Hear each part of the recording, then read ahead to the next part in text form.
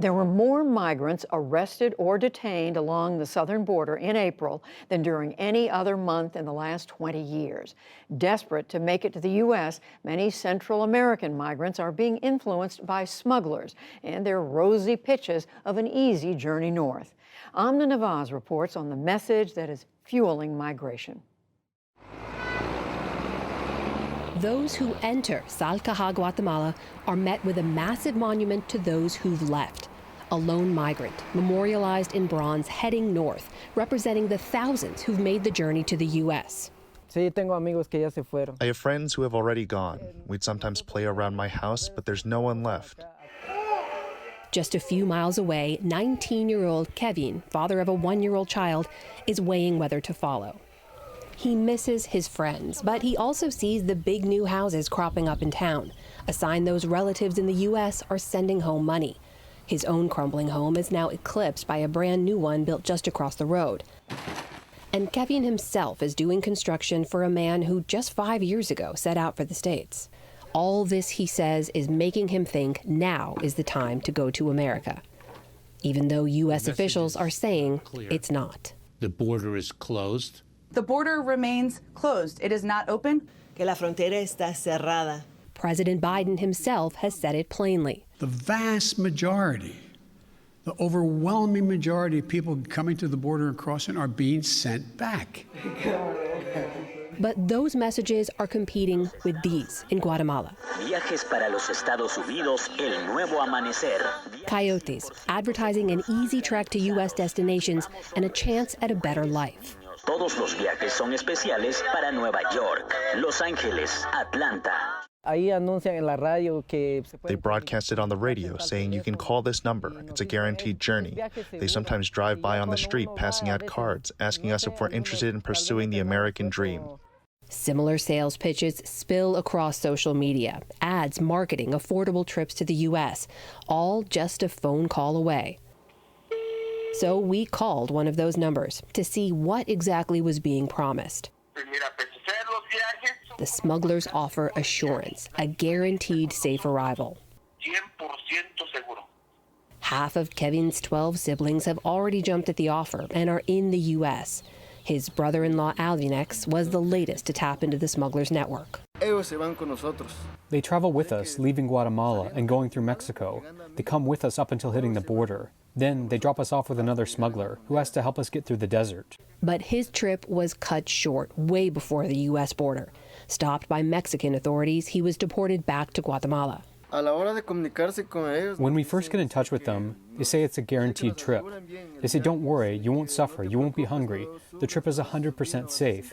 The truth is, when I left, I did believe him. The sales pitch he bought into was far from reality. He told me there are bathrooms, shower stalls along the way, almost like describing a mansion. They explain it all in detail, but once you get there, it's different. The Biden administration is engaged in information warfare, messaging to would-be migrants with thousands of radio and digital ads across the region. They feature harrowing testimonies in both Spanish and indigenous languages from people who've taken the journey, warning others not to try it. The smugglers tell you that the journey is easy and you will only walk for one night, but it's all a lie. We walked for 5 days and 5 nights. They would only give you canned food and we had run out of water. Fear has always been used as a strategy to deter migration. Dora Alonso works at a nonprofit nearby, steering young Guatemalans to opportunities here in the hopes they won't leave.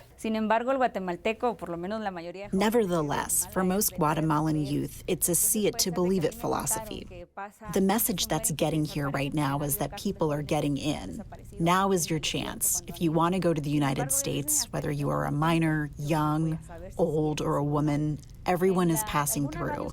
That's the message that has intensified.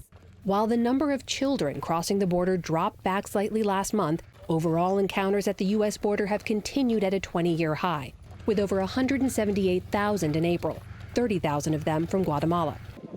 Most single adults are turned away under a pandemic rule implemented by then-President Trump and kept in place by President Biden.